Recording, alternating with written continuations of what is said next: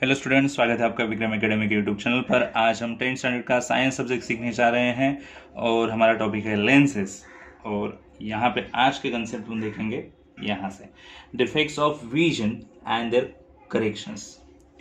Some people can not see things clearly due to the loss of accommodation power of the lenses in their eyes. कुछ people ऐसे होते हैं जिनको clearly दिखाई नहीं देता। ये होता है because of accommodation power loss होने की वजह से। Because of defective refraction by the lenses their visions become faint and Fiji.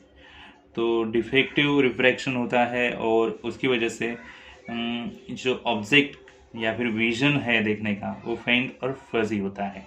In general there are 3 types of refraction of defects.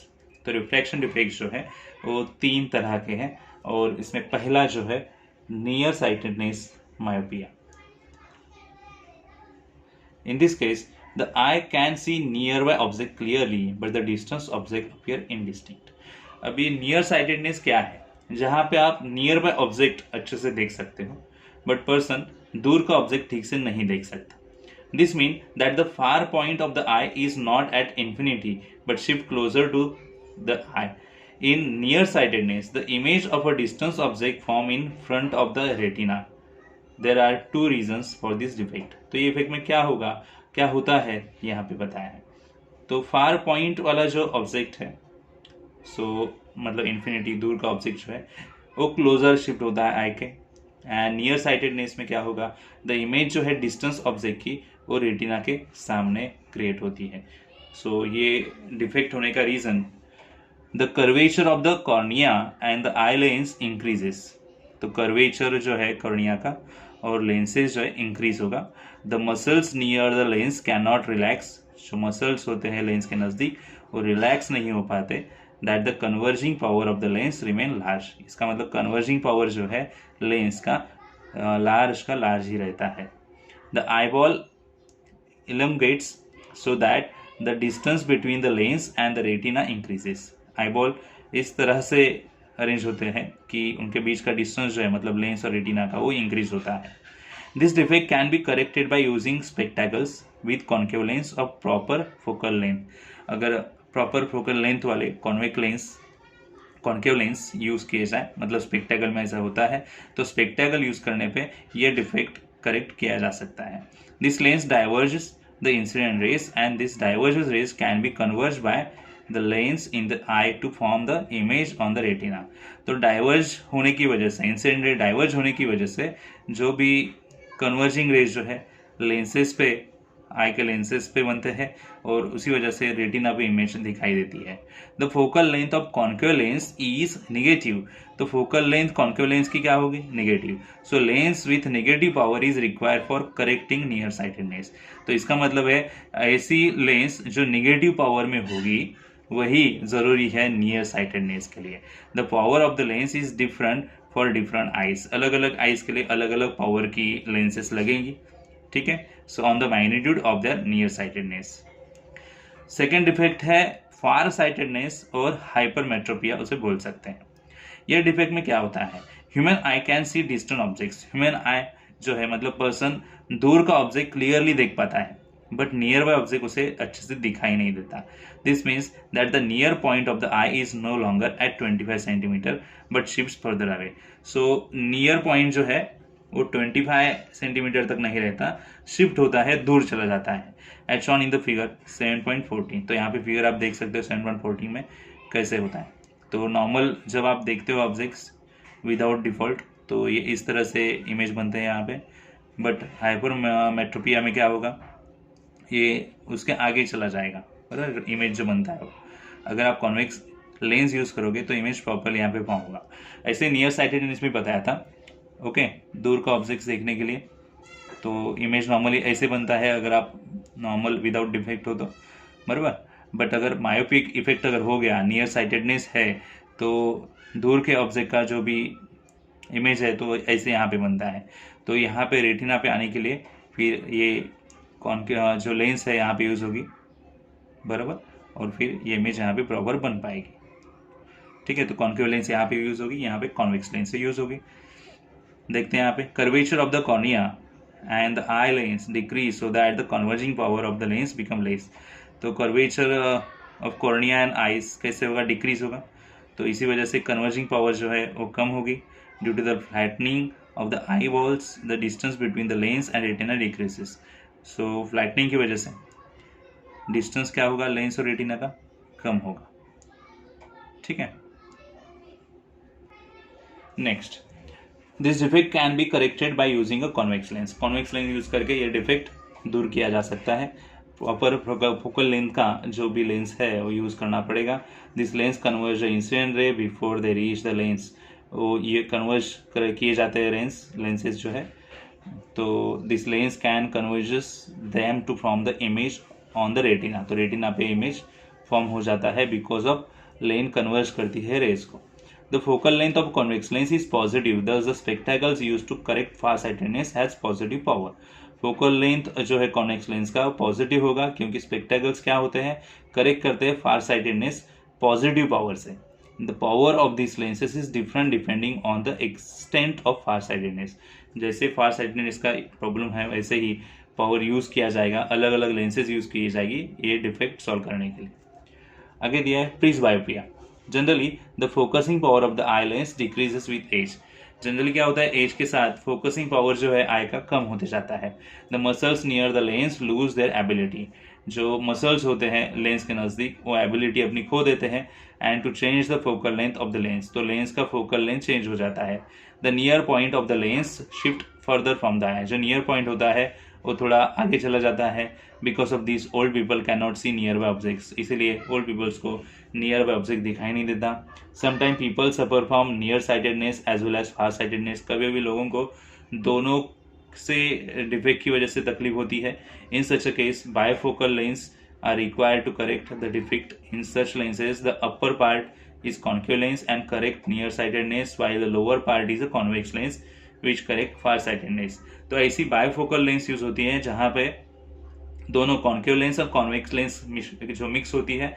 ऊपर पार्ट जो होता है कॉन्वेक्स लेंस का होता है और नीचे कॉन्केव लेंस का और नीचे जो होता है कॉन्वेक्स लेंस का पार्ट होगा. तो जिससे नियर साइटेडनेस और फार साइटेडनेस दोनों डिफेक्ट सॉल्व हो सकते हैं. आगे the apparent size of an object.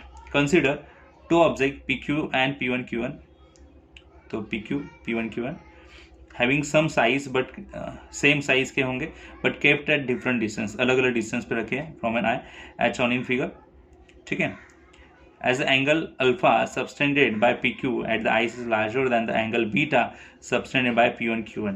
तो ये अल्फा एंगल बना बिकॉज ऑफ PQ को देखने के लिए और फिर ये बीटा एंगल बना P1Q1 को देखने के लिए.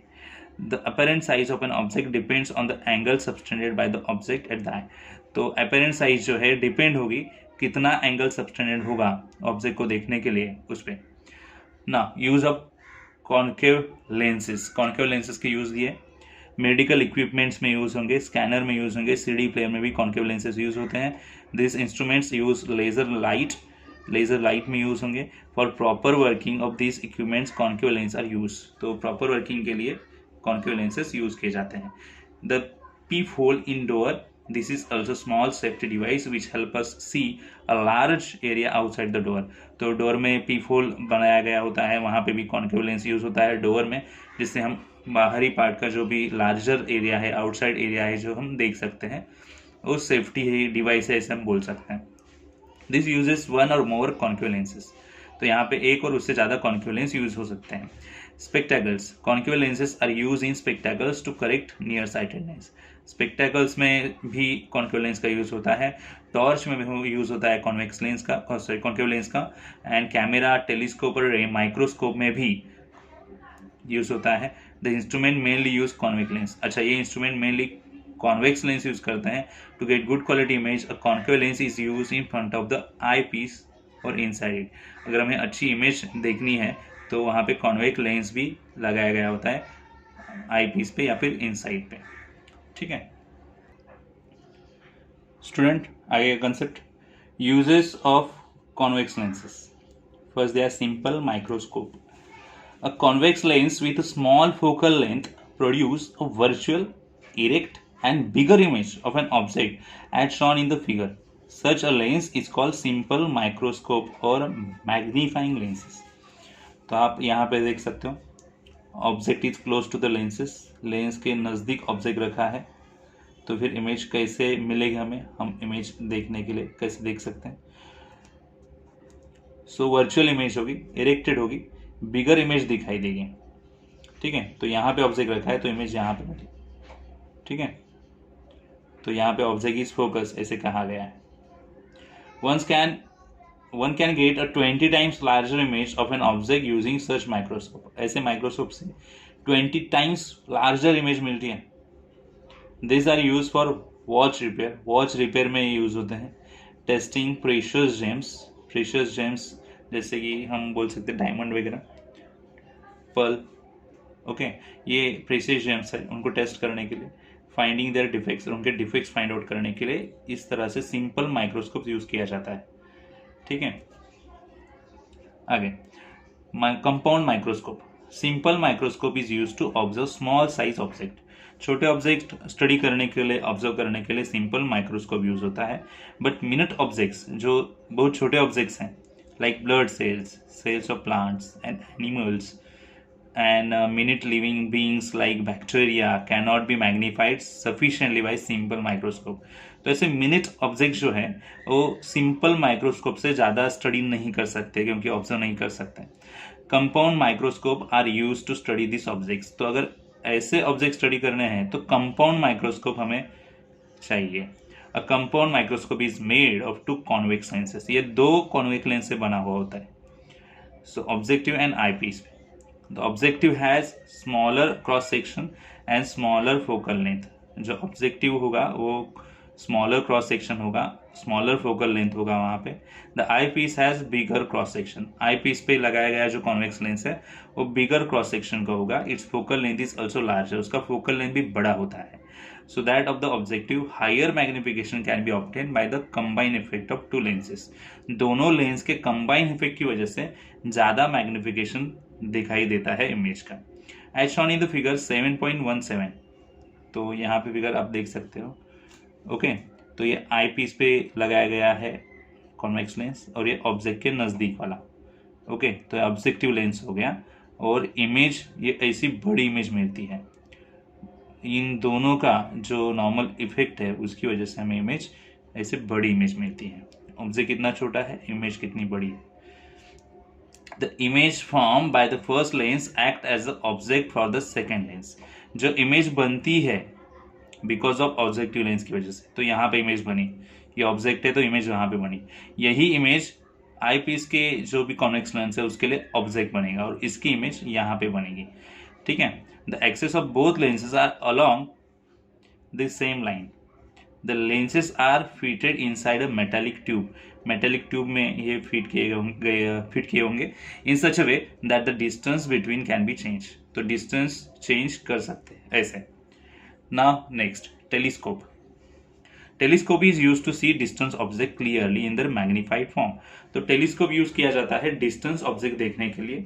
The telescope use to observe astronomical sources like the stars and the planets are called astronomical telescope. ऐसे टेलीस्कोप्स होते हैं जो यूज होते हैं एस्ट्रोनॉमिकल सोर्सेज के लिए, उनको ऑब्जर्व करने के लिए, जैसे स्टार प्लैनेट्स का स्टडी करने के लिए यूज होते हैं।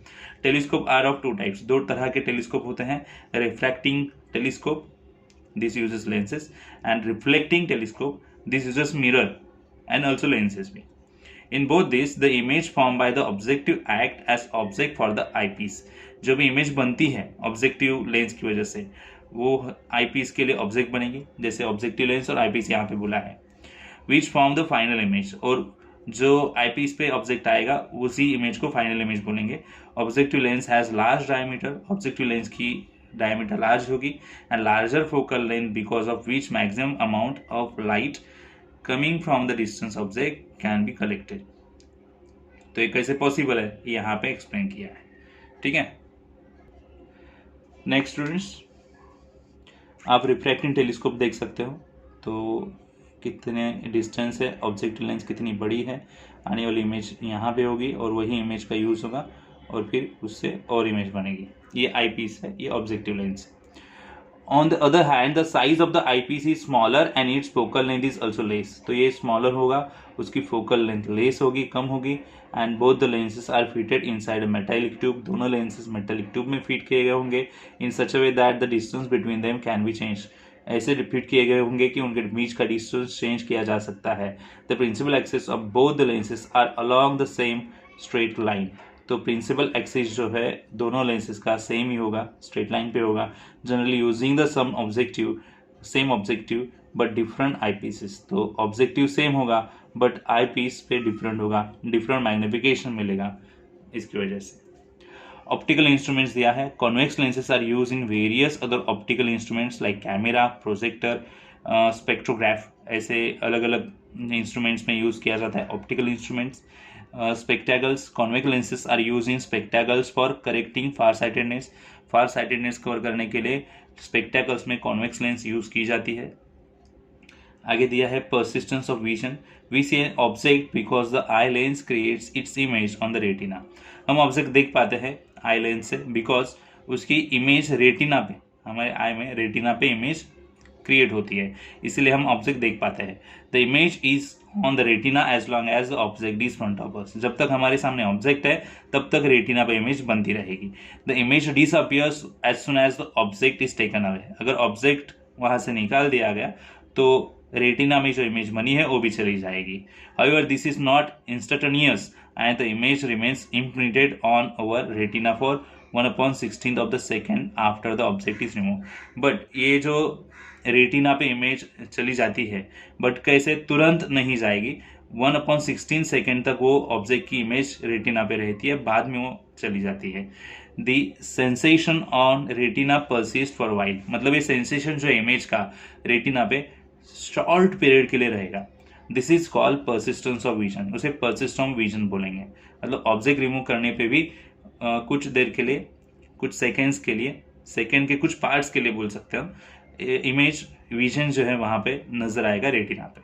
What examples in day to day life can you think about this. ऐसे कौन से एग्जाम्पल्स है जो हमें मिलते हैं डे टू डे लाइफ में, यहाँ पे कहा गया है। लास्ट कंसेप्ट हमें देखना है अभी। The retina in our eyes is made up of many light sensitive sales. जो रेटिना है हमारे आईज में, ये कैसे बना गया होता है, तो so many light sensitive cell से बनाया गया है। This cells are shape like rod and like cone. तो ऐसे सेल्स जो होते हैं उनका शेप होता है रॉड की तरह या फिर कोन की तरह। The rod like cells respond to the intensity of light. Rod like जो सेल होती है वो लाइट के इंटेंसिटी को रिस्पॉन्ड करती है and give information about the brightness और dimness of the object to the brain. तो ब्रेन को ये इंफॉर्मेशन देती है कि जो ऑब्जेक्ट हो कितना ब्राइट है या फिर कितना डिम है। The conical cells respond to the colour. Conical cell जो होती है वो कलर को रिस्पॉन्ड करती है और इन्फॉर्मेशन देती है ब्रेन को कि कलर क्या है ऑब्जेक्ट का। Brain process all the information received and we see actual image.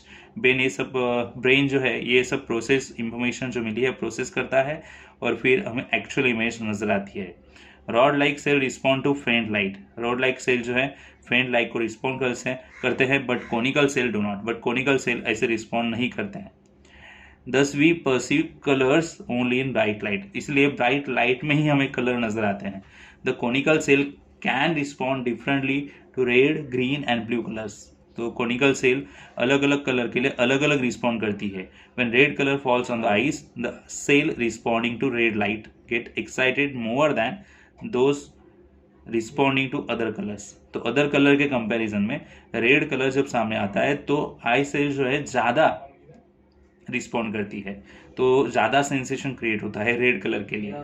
Some people lack conical cells. कुछ पीपल के यहाँ पे आइस में मतलब रेटिना पे कोनिकल सेल्स कम होती हैं तो उनका कलर के लिए रिस्पॉन्स कम होता है। This person can not recognise those colours. तो पर्सन ये कलर पहचान नहीं सकते। Can not distinguish between different colours. अलग अलग कलर में डिस्टिंग्विश नहीं कर सकते। This person are said to be colour blind. ऐसे लोगों को कलर ब्लाइंड कहा जाता है। Apart from not being able to distinguish between different colours, their eyesight is normal. But उनकी आई साइट नॉर्मल होती है, ओनली वो कलर नहीं देख पाते अच्छे से। ठीक है। तो स्टूडेंट्स यहाँ पे ये कंसेप्ट जो है एंड हो चुका है, ये टॉपिक एंड हो चुका है। आई होप सब कंसेप्ट आपको अच्छे से समझ में आ गए होंगे। आप कंसेप्ट एक बार अच्छे से देखो, बुक में रीड करो और कंसेप्ट समझ के लो, क्योंकि ये टॉपिक इंपॉर्टेंट है। अगर आपको कुछ डाउट है तो आप मुझे पूछ सकते हो कमेंट सेक्शन में, ठीक है। तो ऐसे मिले हम नए वीडियोस में, तब तक के लिए गुड बाय, टेक केयर।